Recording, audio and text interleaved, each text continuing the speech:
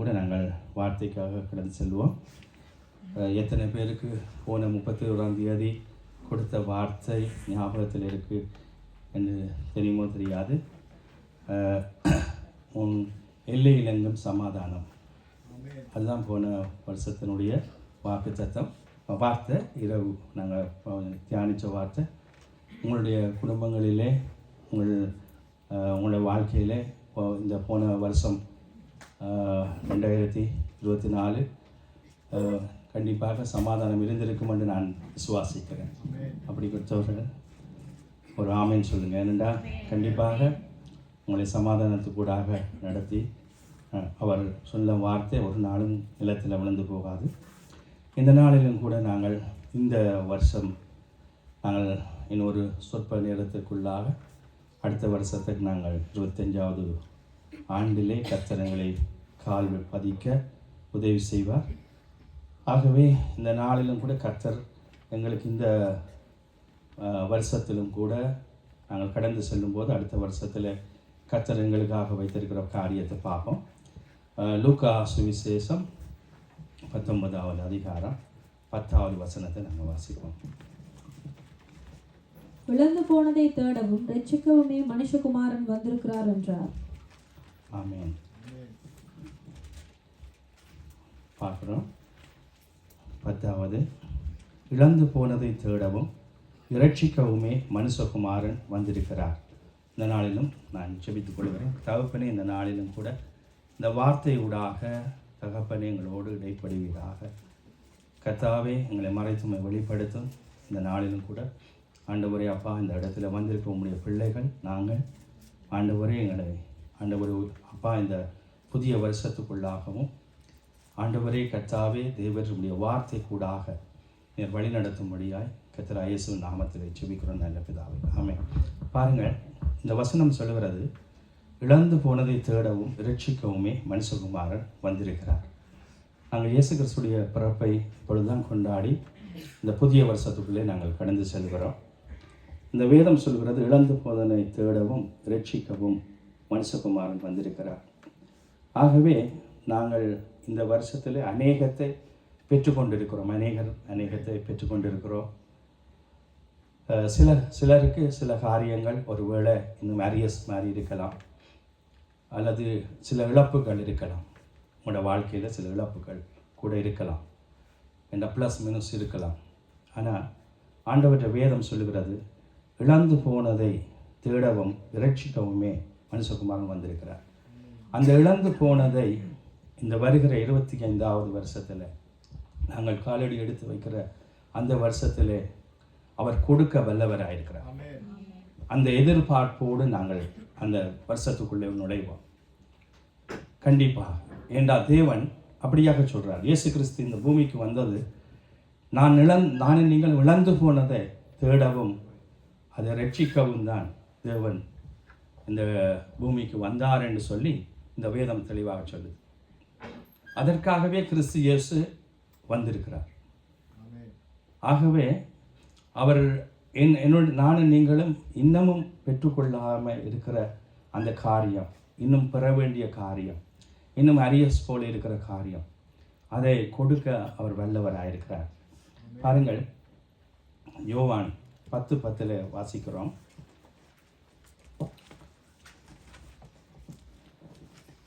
திருடன் திருடவும் கொல்லவும் அழிக்கவும் வருகிறானே அன்றி வேறொன்றுக்கும் வரான். நானோ அவைகளுக்கு ஜீவன் உண்டாயிருக்கவும் அது பரிபூர்ணப்படவும் வந்தேன். ஆமென். பாருங்கள், திருடன் திருடவும் கொல்லவும் அழிக்கவும் வருகிறானே அன்றி வேறொன்றுக்கும் வரான். நானோ அவைகளுக்கு ஜீவன் உண்டாயிருக்கவும் அது பரிபூர்ணப்படவும் வந்தேன். இந்த இடத்துல ஆண்டவர் வந்திருக்கிற நோக்கம் பாருங்கள், திருடன் திருடம் ஏனால் இந்த 2024ஆம் ஆண்டு உங்களுடைய வாழ்க்கையிலே திருடப்பட்ட காரியங்கள், அழிக்கப்பட்ட காரியங்கள் ஒருவேளை இருக்கலாம். ஆனால் ஆண்டவர் சொல்கிறார், நானும் அவைகளுக்கு வேறொன்றுக்கும் வரான். நானும் அவைகளுக்கு ஜீவன் உண்டாகவும் அது பரிபூர்ணப்படவும் வந்தேன் என்று சொல்லி.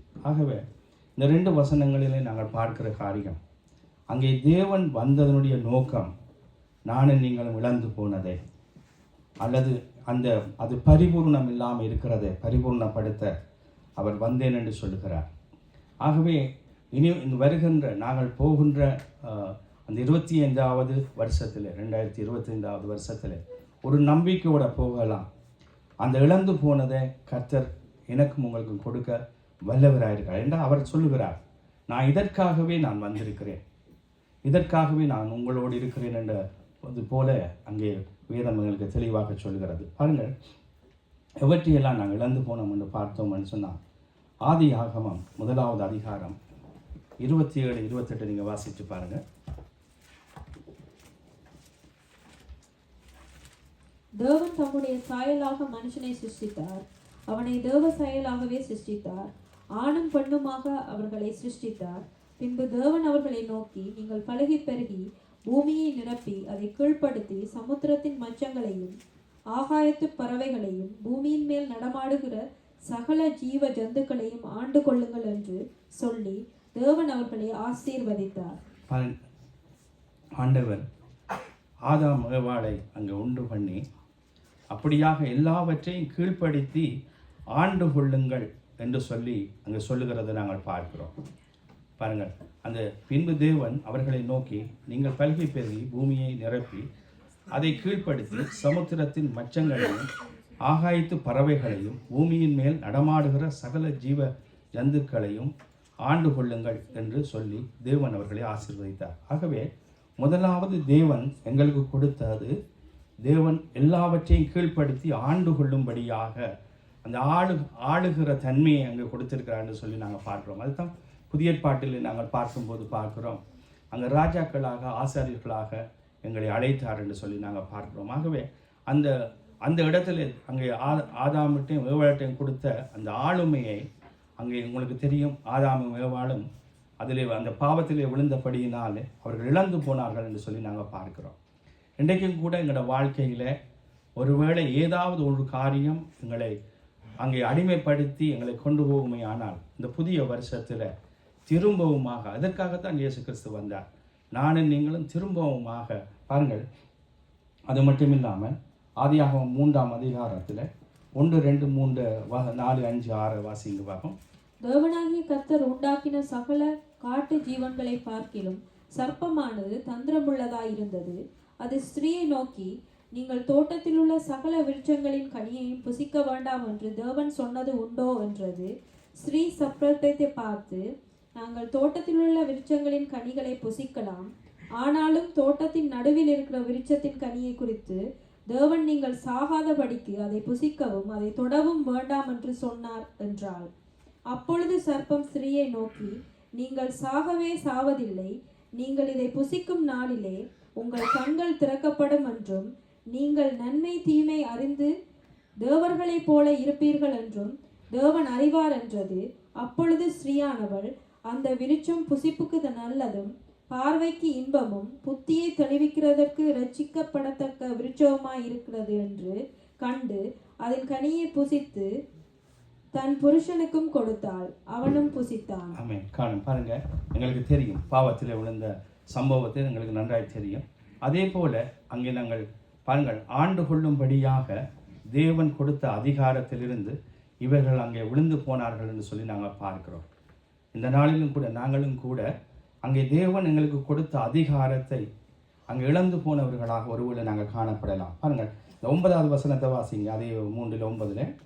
அப்பொழுது தேவனாகிய கர்த்தர் ஆதாமை கூப்பிட்டு, நீ எங்கே இருக்கிறாய் என்றார். பார்த்தீங்களா? காணும், பாருங்க, அப்படியாக அங்கே தேவன் ஆதாமோடும் ஏவாளோடும் எப்பொழுதும் அந்த குளிர்ச்சியான மத்தியான வேளையிலே தேவன் உலாவி வருவார் என்று சொல்லி நாங்கள் பார்க்கிறோம். ஆனாலும் கூட இந்த இடத்துல நாங்கள் பார்க்கும்போது அவர்கள் அந்த அதிகாரத்தை இழந்தவர்களாய், பாவத்திலே விழுந்தவர்களாய், தேவன் அவர்களை அங்கே கூப்பிடும்படியாக, அப்பொழுது தேவனாய் கர்த்தர் ஆதாமை கூப்பிட்டு, நீ எங்கே இருக்கிறாய் என்று சொல்லுகிறதை நாங்கள் பார்க்கிறோம். ஆகவே நாங்கள் அப்படியாக நாங்கள் எங்கே இருக்கிறோம் என்று சொல்லாதபடிக்கு தேவன் அதற்காக வந்தார், நம்மை மீட்டு கொள்ளும்படியாக வந்தார் என்று சொல்லி நாங்கள் பார்க்கிறோம். இந்த இடத்துல அதான் நாங்கள் இழந்து போனதை திரும்ப எங்களுக்கு தருகிற தேவன்.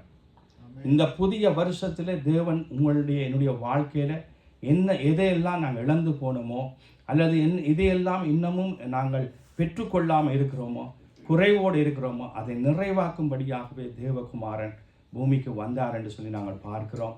இந்த புதிய வருஷம் ஒரு நிறைவான வருஷமாக நாங்கள் கடந்து செல்லும்படியாக தான் இந்த வேத வார்த்தை இப்படியாக நாங்கள் தியானிக்கிறோம்.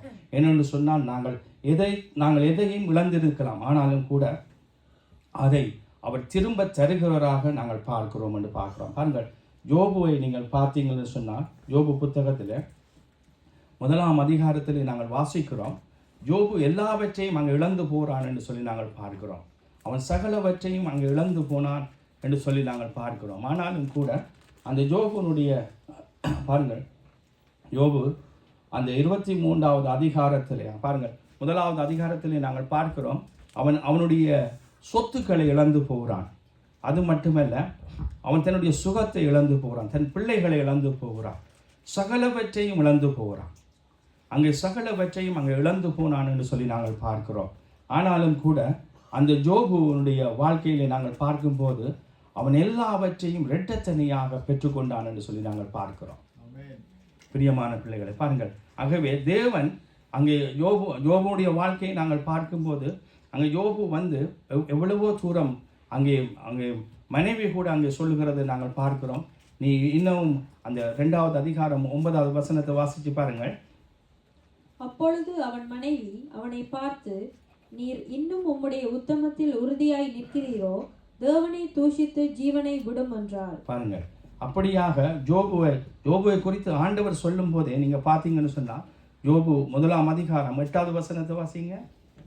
கர்த்தர் சாத்தானை நோக்கி, என் தாசனாகிய யோபின் மேல் கவனம் வைத்தாயோ, உத்தமனும் சன்மார்க்கனும் தேவனுக்கு பயந்து பொல்லாப்புக்கு விலகுறவும் ஆகிய அவனைப் போல பூமியில் ஒருவனும் இல்லை என்றார். ஆமென். பாருங்க, யோபுவை குறித்து தேவன் எவ்வளவாக சாட்சி கொடுக்கிறார் என்று சொல்லி நாங்கள் பார்க்கிறோம்.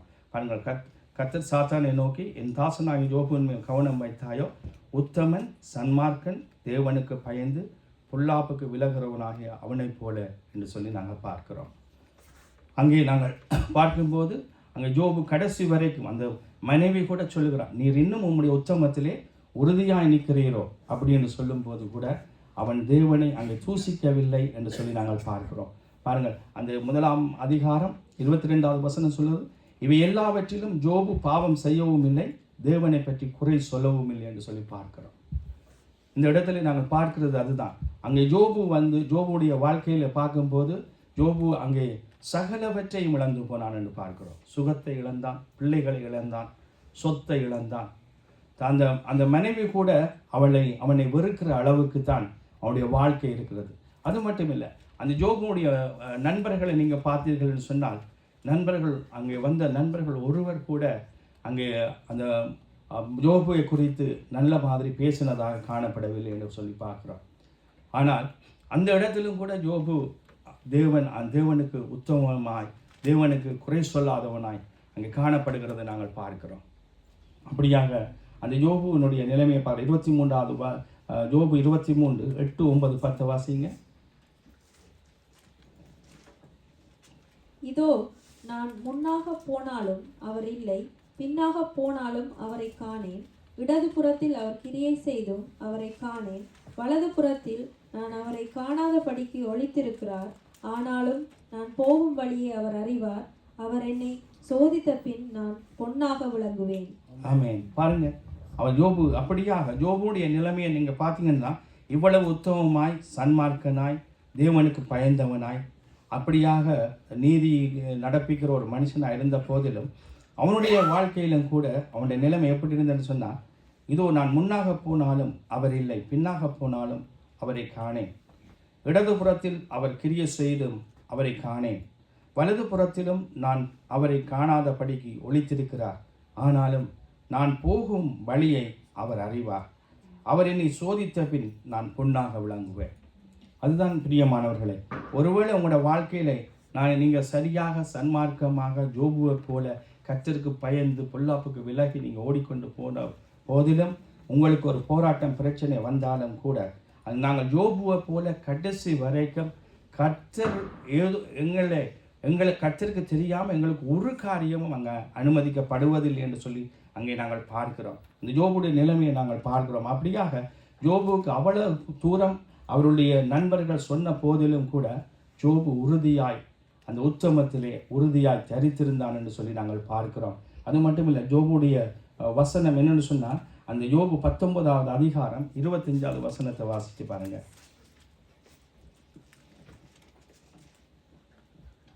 என் மீட்பர் உயிரோடு இருக்கிறார் என்றும் அவர் கடைசி நாளில் பூமியின் மேல் நிற்பார் என்றும் நான் அறிந்திருக்கிறேன். ஆமென். என் மீட்பர் உயிரோடு இருக்கிறார் என்றும் அவர் கடைசி நாளில் பூமியின் மேல் நிற்பார் என்றும் நான் அறிந்திருக்கிறேன். என் மீட்பர் உயிரோடு இருக்கிறார். அதுதான் ஜோபுடைய அந்த அந்த அந்த அந்த முதுகெலும்பான வசனமாக இருந்தது என்று பார்க்கிறோம். அவர் என்னை எப்படியாவது மீட்டுக் கொள்ளுவார். அவர் என் மீட்பர், அவர் உயிரோடு இருக்கிறார். அவர் மரித்து போக இல்லை. என்னுடைய வாழ்க்கையில் அவர் உயிரோடு இருக்கிறார். இவ்வளவு தூரம் நடந்த போதிலும் எல்லா சூழ்நிலைகள் எல்லாம் அந்த மாதிரி அங்கே சாதகமாக இல்லை. ஒருவர் கூட அவர் ஜோபுடைய பக்கம் இல்லை. ஸ்தோத்திரம். அப்படி பார்க்குறோம். ஆனால் ஜோபு உறுதியாய் சரித்திருந்தான். என் மீட்பர் உயிரோடு இருக்கிறார். அவர் என்னை சோதித்த பின் நான் பொன்னாக விளங்குவேன். அப்படியாக நாங்கள் பார்க்கிறோம். கடைசியாக அங்கே யோபுடைய நிலைமையை நாங்கள் பார்க்கும்போது அங்கே பாருங்கள், யோபு 23:14 கூட நாங்கள் பார்க்கிறோம். எனக்கு குறித்திருக்கிறதை அவர் நிறைவேற்றுவார், இப்படிப்பட்டவைகள் இன்னும் அநேகம் அவரிடத்தில் உண்டு. ஆமென். அங்கே பார்க்கிறோம், எனக்கு குறித்திருக்கிறதை அவர் நிறைவேற்றுவார். எங்களுக்கு தனக்கு குறித்திருக்கிறதை அவர் கண்டிப்பாக நிறைவேற்றுவார் என்ற அந்த உறுதியிலே அவன் தரித்திருந்தான் என்று சொல்லி நாங்கள் பார்க்கிறோம். கடைசியாக பார்க்கும்போது அந்த யோபுனுடைய நிலைமையை நீங்கள் பார்த்தீங்கன்னு சொன்னால், யோபு 42:2 நாங்கள் வாசிக்கிறோம். 42:2 வாசிங்க. தேவரீர் சகலத்தையும் செய்ய வல்லவர், நீர் செய்ய நினைத்தது தடைபடாது என்பதை அறிந்திருக்கிறேன். ஆமென். தேவன் சகலத்தையும் செய்ய வல்லவராயிருக்கிறார் என்று சொல்லி ஜோபு அங்கே பாருங்க, நீர் செய்ய நினைத்தது தடைப்படாது என்பதை அறிந்திருக்கிறேன் என்று சொல்லி அங்கே உறுதியாக சொல்லுகிறதை நாங்கள் பார்க்கிறோம். அது மட்டுமில்லை, அங்கே ஜோபுடைய 42:12 வாசிக்கிறோம். கர்த்தர் யோபின் முன்னிலைமை பார்க்கிலும் அவன் பின்னிலைமை ஆசீர்வதித்தார். 14,000 ஆடுகளும் 6,000 ஒட்டகங்களும் 1000 மேர்களும் 1000 கழுதைகளும் அவனுக்கு உண்டாயின. ஆமென். பார்த்தீங்கன்னு சொன்னால் அங்கே ஜோபுடைய முன்னிலைமையிலும் பின்னிலைமை 2 மடங்காக அங்கே ஆசீர்வதிக்கப்பட்டது என்று சொல்லி நாங்கள் இந்த வேதத்தில் நாங்கள் பார்க்குறோம். பிரியமானவர்களே, அங்கே பார்த்தீங்கன்னு சொன்னால் பிசாசானவன் அவனை எவ்வளவு தூரம் அங்கே வஞ்சிக்க முடியுமோ அல்லது அங்கே இதண்ட முடியுமோ எல்லாவற்றையும் செய்து பார்த்தார். ஆனால் ஜோபு உத்தமனாய் சன்மார்க்கனாய் தேவனுக்கு பிரியமானவனாய் நடந்தபடியினால் அவருடைய ஜோபுடைய முன்னிலைமையிலும் பின்னிலைமை 2 மடங்காக ஆசீர்வதிக்கப்பட்டதுன்னு சொல்லி பார்க்கிறோம். பாருங்கள், அங்கே சத்துருவானவன் அங்கே தோற்று போனான்னு சொல்லி நாங்கள் பார்க்கிறோம். ஏன்னா இழந்த அத்தனையே அப்படியே பெற்றுக்கொள்ளவில்லை, 2 மடங்காக அங்கே ஜோபு பெற்றுக்கொண்டான் என்று சொல்லி நாங்கள் பார்க்கிறோம். ஆனபடினால் நானும் நீங்களும் ஒருவேளை எங்களோட வாழ்க்கையில் ஏதாவது ஒன்றை நாங்கள் இழந்து போயிருந்தாலும் கர்த்தருக்குள்ளே நாங்கள் உத்தமமாய் கர்த்தரை உறுதியாய் நாங்கள் பற்றி கொள்வோமே. ஆனால் இந்த ஜோபுவை போல எல்லா சூழ்நிலையும் உங்களுக்கு சாதகமாக இல்லாமல் இருக்கலாம், உங்களுடைய எல்லா பக்கத்தாலே உங்களுக்கு எதிர்ப்பாக இருக்கலாம், அல்லாட்டி சுவாசகம் இல்லாமல் இருக்கலாம். ஆனால் நீங்களும் உங்களுக்கும் கர்த்தருக்கும் உள்ள உறவு தான் முக்கியம். அந்த உறவிலே நாங்கள் உண்மையாய் உத்தமமாய் இருப்போம். ஆனால் கண்டிப்பாக இந்த ஜோபுடைய முன்னிலைமையிலும் பின்னிலைமை 2 மடங்காய் ஆசீர்வதிக்கப்பட்டது போல நானும் நீங்களும் ஆசீர்வதிக்கப்படுவது உறுதி. பிரியமானவர்களே, இந்த 2025ஆம் ஆண்டு நாங்கள் அப்படியாக கடந்து செல்லும்படியாக தேவன் என்னையும் உங்களையும், ஏன்னா நாங்கள் இழந்து போனதை திரும்ப பெற்றுக்கொள்ளும்படியாய் அதை பரிபூரணப்படுத்தும்படியாகத்தான் அங்கே கிறிஸ்து இயேசு இந்த பூமிக்கு வந்தார் என்று சொல்லி நாங்கள் பார்க்கிறோம். அப்படியாய் நாங்கள் பார்க்குறோம். இந்த நாளிலும் இந்த வேளையில் நாங்கள் பார்ப்போம். மார்க்கு 10ஆம் அதிகாரம் 28, 29, 30 வாசித்து பார்ப்போம்.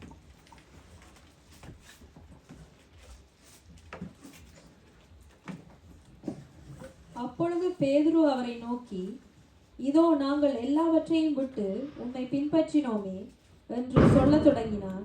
அதற்கு இயேசு பிரதியுத்தரமாக, என் நிமித்தமாகவும் சுவிசேஷத்தின் நிமித்தமாகவும் வீட்டையாவது சகோதரியாவது தகப்பனையாவது தாயையாவது மனைவியாவது பிள்ளைகளையாவது நிலங்களையாவது விட்டுவிட்டவன் எவனும் இப்பொழுது இம்மையிலே துன்பங்களோடு கூட நூறத்தனையாக வீடுகளையும் சகோதரர்களையும் சகோதரிகளையும் தாய்களையும் பிள்ளைகளையும் நிலங்களையும் மறுமையிலே நித்திய ஜீவனையும் அடைவான் என்று மெய்யாகவே உங்களுக்கு சொல்லுகிறேன். ஆமென். பாருங்க அவர் சொல்லுகிறார், அப்பொழுது பேதுரு அவரை நோக்கி, இதோ நாங்கள் எல்லாவற்றையும் விட்டு உம்மை பின்பற்றினோமே என்று சொல்லத் தொடங்கினார். அதற்கு இயேசு பிரதியுத்தரமாக, என் நிமித்தமாக சுவிசேஷத்தின் நிமித்தமாகவும் வீட்டையாவது சகோதரியையாவது தகப்பனையாவது தாயையாவது மனைவியாவது பிள்ளைகளையாவது நிலங்களையாவது விட்டவன் எவனும் இப்பொழுது இம்மையிலே துன்பங்களோட கூட நூறத்தனையாக வீடுகளையும் சகோதரர்களையும் சகோதரிகளையும் தாய்களையும் பிள்ளைகளையும் நிலங்களையும் மறுமையிலே நித்திய ஜீவனையும் அடைவான் என்று மெய்யாகவே உங்களுக்கு சொல்கிறேன். பாருங்க, கிறிஸ்துவின் நிமித்தம் நாங்கள் எதை இழந்தாலும் அதை இரட்டத்தனையாய் நான் தருவேன். அது மட்டுமில்லை, அவன் நித்திய ஜீவனை அடைவான். அப்படியாக தேவன் நாங்கள் எதையெல்லாம் நாங்கள் இழந்து போகிறோமோ அவற்றையெல்லாம் தேவன் எங்களுக்கு பெற்றுக் கொடுக்கிறவராய் அங்கே வேதம் தெளிவாக அங்கே எழுதியிருக்கிறத நாங்கள் பார்க்கிறோம். பிரியமானவர்களே, ஏன்னா நாங்கள் ஒன்றும் கிறிஸ்துவுக்குள்ளாக அங்கே ஒருவனும் வெட்கப்பட தேவன் ஒருபோதும் விட மாட்டார். ஆனபடினால இந்த நாளில் நாங்கள் பார்க்குறபடி அப்படியாக நாங்கள் பார்க்குறோம். நாங்கள் எதை இழந்தாலும் கர்த்தர் அதை திரும்ப எனக்கும் உங்களுக்கும் கொடுக்கிறவராக இருக்கிறார்னு சொல்லி நாங்கள் பார்க்குறோம். அவர் எங்களிடத்தில் எதிர்பார்க்குறது ஒன்று தான், உத்தமத்தை மட்டும்தான். அங்கே ஆபிரகாமை நீங்கள் பார்த்தீங்கன்னு சொன்னால், ஆபிரகாமுக்கு அவர் சொன்னார், நான் சர்வ வல்லமுள்ள தேவன், நீ எனக்கு முன்பதாக உத்தமனாயிரு. அவ்வளோந்தான். அந்த ஒரு காரியத்தை தான் அங்கே தேவன் விரும்புகிற ஒரே ஒரு காரியம், என்னிடத்திலும் உங்களிடத்திலும் தன்னை உத்தமமாய் பின்பற்றும்படியாகத்தான் ஆண்டவர் விரும்புகிறார். அப்படி இருக்கிறவன் கண்டிப்பாக எதை இழந்தாலும் அதை இரட்டத்தனையாக, அங்கே பாருங்கள் எல்லா இடத்துலையும் தெளிவாக எழுதப்பட்டிருக்கு, அவன் அதை திரும்ப பெற்றுக்கொள்வான். அது மட்டுமல்ல, அவன் நித்திய ஜீவனை அடைவான் என்று சொல்லப்படுகிறது. ஆனபடியினால் நாங்கள் எதை இழந்திருந்தாலும் இன்னும் என்ன பரிபூர்ணம் இல்லாமல் இருந்தாலும் அதை இந்த 2025ஆம் ஆண்டு இந்த வசனங்களின்படி ஆண்டவரே நீர் எங்களை இந்த 2025ஆம் ஆண்டு நாங்கள் இழந்ததை இரட்டத்தனையாய் பெற்றுக்கொள்ள, எங்களுக்கு குறைவாக இருக்கிறத பரிபூர்ணப்பட அதற்காகவே நீர் வந்தீர் என்று சொல்லி நாங்கள் கடந்து செல்வோமே. ஆனால் அந்த 2025 எங்களுக்கு ஒரு ஜூபிலி வருஷமாக, ஒரு நிறைய ஆண்டாக, ஒரு திறந்த வாசலை கட்டளையிடப்பட்ட ஒரு ஆண்டாக எங்களுக்கு அது அமையும் என்பதில் எந்த விதமான சந்தேகமும் இல்லை. பிரியமானவர்களே, யோவான் 3:36 நாங்கள் வாசிக்கிறோம். பாருங்க,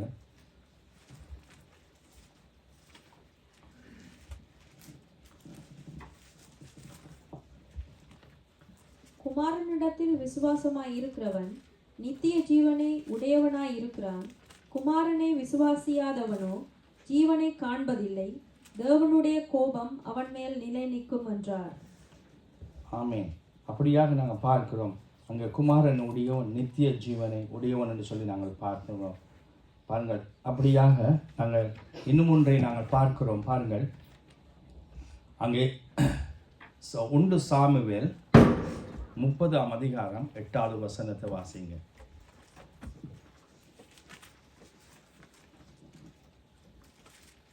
தாவீது கர்த்தரை நோக்கி, நான் அந்த தண்டை பின்தொடர வேண்டுமா, அதை பிடிப்பேனா என்று கேட்டான். அதற்கு அவர், அதை பின்தொடர், அதை நீ பிடித்து சகலத்தையும் திருப்பிக் கொள்ளுவாய் என்றார். பாருங்க, தாவீது எல்லாவற்றையும் இழந்து போனான் என்று சொல்லி நாங்கள் பார்க்கிறோம். பாருங்கள், அங்கே தாவீதோடு கூடின அந்த அவரோடு கூட இருந்தவர்களும் எல்லாவற்றையும் அங்கே இழந்து போனார்கள். மனைவி, பிள்ளைகள், சொத்துக்கள் சகலவற்றையும் இழந்து போனார்கள். ஆனால் தாவீது அந்த நேரத்தில் போய் தேவனை நோக்கி பார்க்கிறான். அங்கே பார்த்து கேட்குறான், தாவீது கர்த்தரை நோக்கி, நான் அந்த தண்டை பின்தொடர வேண்டுமோ, அதை பிடிப்பேனோ என்று கேட்டான். அதற்கு அவர், அதை பின்தொடர், அதை நீ பிடித்து சகலத்தையும் திருப்பிக் கொள்வாய் என்றார். பாருங்கள், அப்படியாக அந்த சிக்லாவிலே நடந்த சம்பவத்திலே தாவீது மிகவும் நெருக்கப்பட்டான் என்று சொல்லி நாங்கள் பார்க்கிறோம்.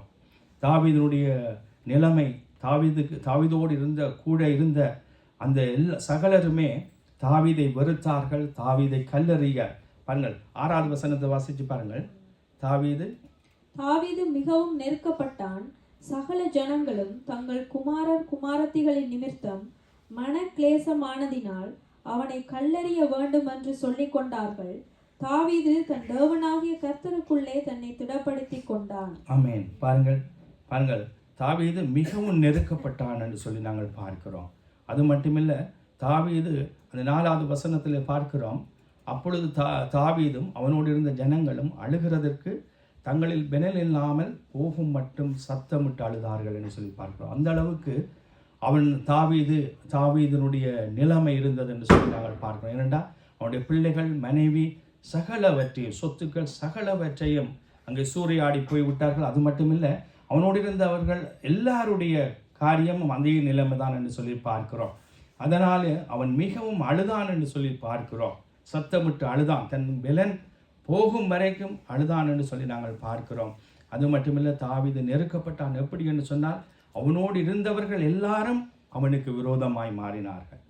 இந்த இடத்துல தான் அங்கே ஆண்டவர் சொல்லுகிறார், நீ பின்தொடரு, அதை நீ பிடித்து சகலத்தையும் திருப்பிக் கொள்வாய்.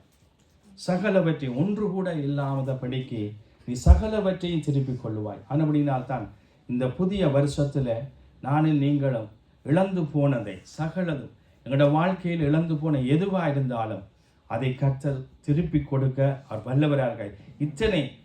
இந்த வேதத்தில் நாங்கள் எத்தனையோ பேருடைய, யோபுடைய காரியத்தில் பார்க்குறோம், இந்த தாவீதுடைய காரியத்தில் பார்க்குறோம், இன்னுமாக எத்தனையோ பேருடைய காரியங்களை நாங்கள் பார்க்க முடியும். எல்லா காரியத்திலையும் நாங்கள் பார்க்கும்போது தேவன் அதை திரும்ப கொடுக்கிறவராக காணப்படுகிறத நாங்கள் பார்க்கிறோம். அங்கே ஆபிரகாம் கூட அந்த அந்த அந்த மகனை கொண்டு போய் அங்கே பலியிட சொல்லும்போது அதுக்கு கீழ்ப்படிந்து போகிறான். ஆனால் அந்த இடத்துல அங்கே ஈசாக்கு கேட்கிறான், அப்பா எல்லாமே இருக்கிறது, ஆட்டை காண ஆடு இல்லை அப்படின்னு சொல்லி. ஆனால் ஆபிரகாமுக்கும் தெரியாது என்ன நடக்க போகிறதுன்னு சொல்லி. ஆனால் தேவனுக்கு கீழ்ப்படிந்து இருக்க வேண்டும் என்பதை மட்டும் அவன் அறிந்திருந்தான். கர்த்தர் என்ன செய்கிறார் என்று சொல்லி அந்த ஆபிரகாமுக்கு தெரியாது. ஆனால் ஆபிரகாம் சொன்ன ஒரே ஒரு காரியம், கர்த்தர் தனக்கான ஆட்டை பார்த்து கொள்வார். ஆபிரகாமுக்கு ஒருபோதும் மனசில் பட்டிருக்காது, அந்த இடத்துல ஒரு முட்புதிர் இருக்குது, அந்த இடத்துல ஒரு ஆடு கட்டப்பட்டிருக்கும், அதை வச்சுட்டு இவனை திருப்பி கொண்டுடலாம். ஆனால் அவனுடைய ஒரே ஒரு விசுவாசம் மட்டும் இருந்துச்சு, கர்த்தர் எப்படியாவது எனக்கு நன்மையைத்தான் செய்வார், நன்மையானதைத்தான் தருவார் என்று சொல்லி அவன் அந்த ஆபிரகாம் சொன்ன காரியம் எல்லாம், நானும் பிள்ளையாண்டானும் சென்று தொழுது விட்டு நாங்கள் திரும்பி வருவோம் என்று சொல்லி பன்மையிலே தான் சொல்லுகிறான். நீங்கள் இந்த இடத்துல நில்லுங்கள் என்று சொல்லுகிறான். அங்கே மகனுக்கு மகன் கேட்கிறான். ஏன்னா மகன் பல அந்த சிறு வயதிலிருந்து அப்பா பலி கொடுக்கிறத பார்த்துருப்பான். கட்டை இருக்கிறது, விறகு இருக்கிறது, நெருப்பு இருக்கிறது, எல்லாம் இருக்கிறது. ஆனால் அப்பா ஆட்டை காணவில்லை. எங்கே அங்கே சொல்லவில்லை, அங்கே ஆபிரகாம் சொல்லவில்லை, மகனே நான் ஆட்டை மறந்து போய் விட்டுட்டு வந்துட்டேன் அப்படின்னு சொல்லலை. அது கர்த்தர் பார்த்து கொள்ளுவார், கர்த்தருடைய பர்வதத்தில் அது பார்த்து கொள்ளப்படும் என்று சொல்லி அங்கே சொல்லுகிறதை நாங்கள் பார்க்கிறோம். அந்தபடி பாருங்கள், அந்த அந்த ஆபிரகாமனுடைய ஈசாக்கை தேவன் திரும்ப கொடுத்தார் என்று சொல்லி நாங்கள் பார்க்கிறோம். சகலவற்றையும் திருப்பி கொண்டான். அங்கே ஆபிரகாம் கூட அப்படியாக தேவனுக்கு கீழ்ப்படிந்திருந்தான், தேவனுக்கு முன்பதாக உத்தமனாய் நடந்தான்.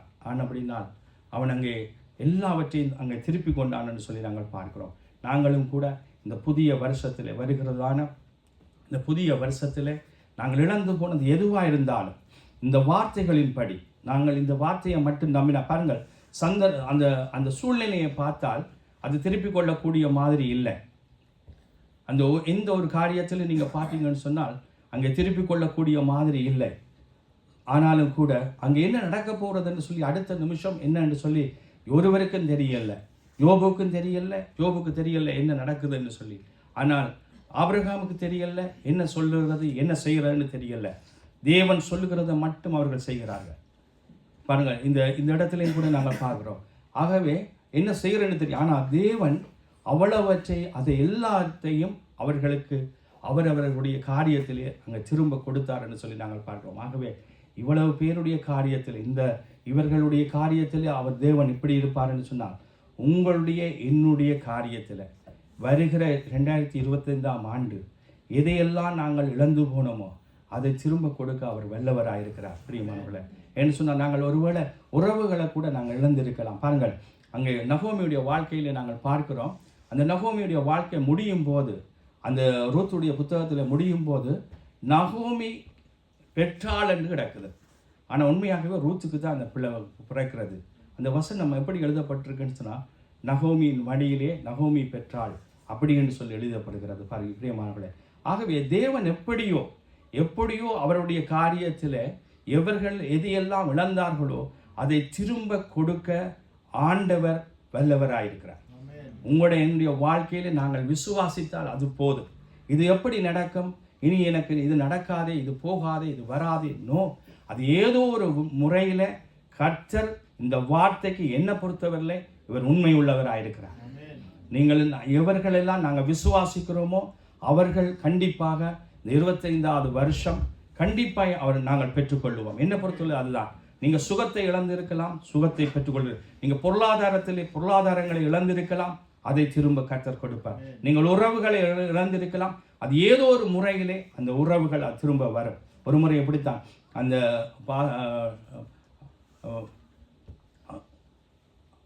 அங்கே ஒரு பாஸ்டர் சொன்னார், தன்னுடைய பிள்ளையை அவர் இழந்து விட்டார். ஆனாலும் கூட தினகரன் பாஸ்டர் கூட சொன்னார், மகளை இழந்து விட்டேன், ஆனால் மருமகள் அதே போல ஏஞ்சலை போல எனக்கு மருமகள் கிடைத்தாள் என்று சொல்லுவதை நான் பார்த்துருக்கேன். அப்படி எத்தனையோ சாட்சிகளை நான் பார்த்துருக்கிறேன்.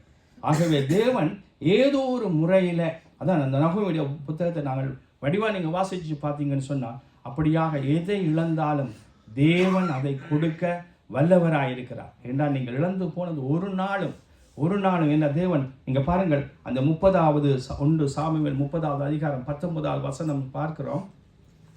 பாருங்கள்,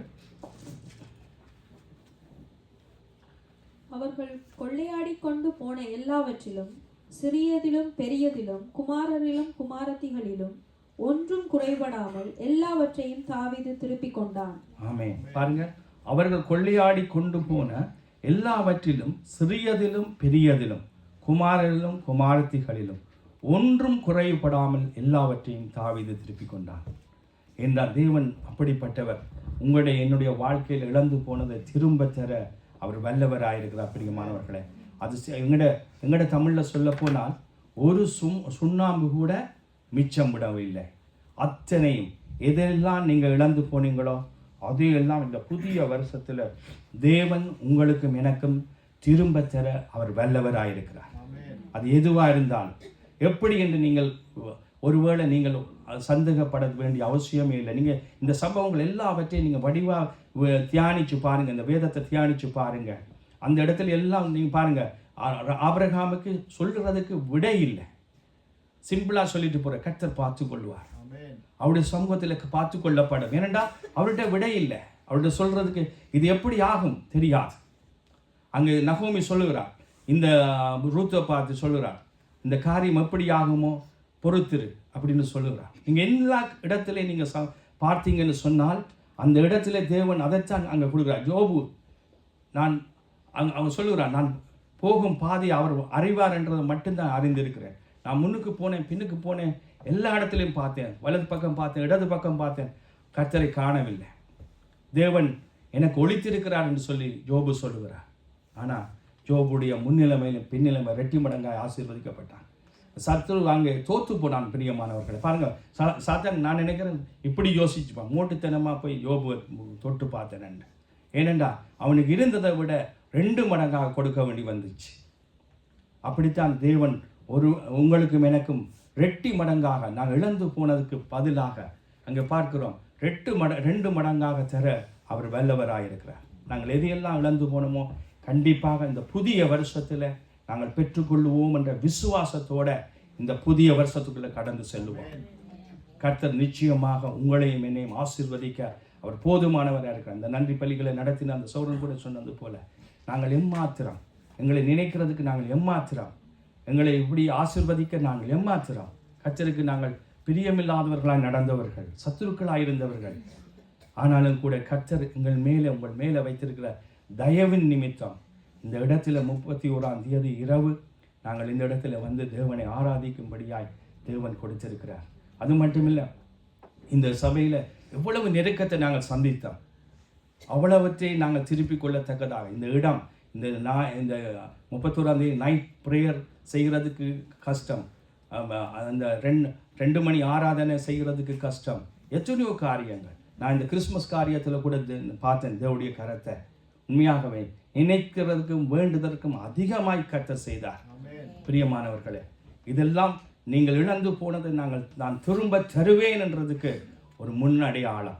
அவர் தன்னுடைய காரியத்தில், அவர் தன்னுடைய பிள்ளைகள் காரியத்திலே எவ்வளவோ வைராக்கியமாக இருக்கிறார் என்றது என்னுடைய உங்களுடைய வாழ்க்கையில் கண்டிப்பாக அவர் நிரூபிப்பார். இந்த 2025ஆம் ஆண்டு நானும் நீங்களும் கடந்து செல்லும் போது நாங்கள் அங்கே திரும்ப 2025ஆம் ஆண்டு இந்த டிசம்பர் மாதம் 31ஆம் தேதி நாங்கள் வந்து நன்றி சொல்லும்போது கண்டிப்பாக அநேக காரியங்களை நான் திருப்பிக் கொண்டேன் என்று சொல்லி நன்றி சொல்லக்கூடியபடி கர்த்தர் உங்களையும் என்னையும் ஆசீர்வதிப்பார். எழுந்திருந்து ஒரு விஷயம் நாங்கள் ஜெபித்து கடந்து செல்லுவோம். எல்லாரும் ஒரு விஷயம் எழுந்திருந்து நாங்கள் ஒப்பு கொடுத்து ஜெபிப்போம்.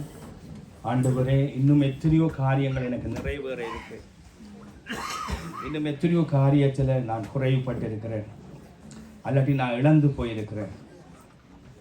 ஆண்டவரே, யோபுவை போல, ஆண்டவரே தாவீதை போல, ஆண்டவரே எத்தனையோ காரியங்கள் இன்னமும் என்னுடைய வாழ்க்கையில் குறைவுபட்டிருக்கு.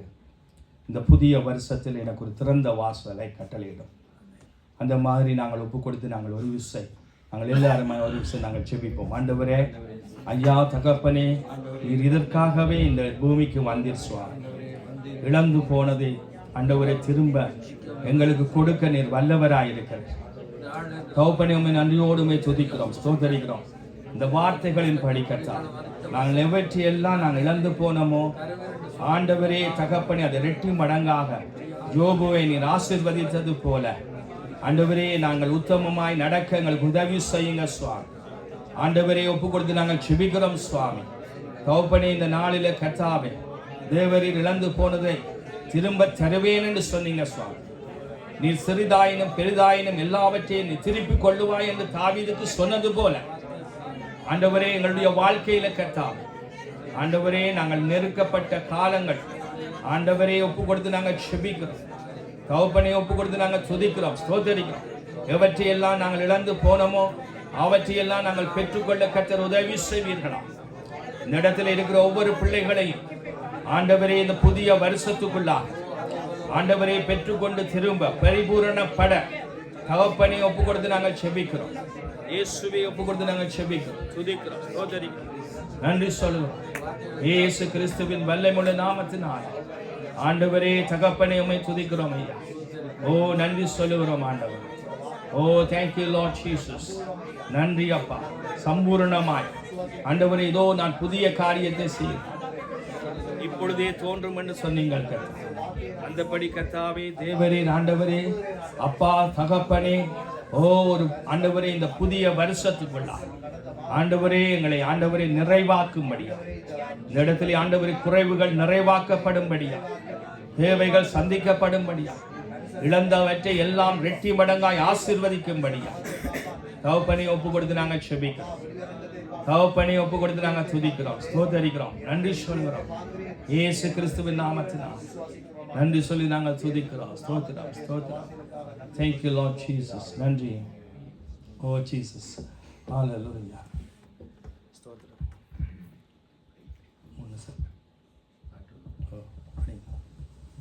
வெட்கத்துக்கு பதிலாக நன்மை தாரும்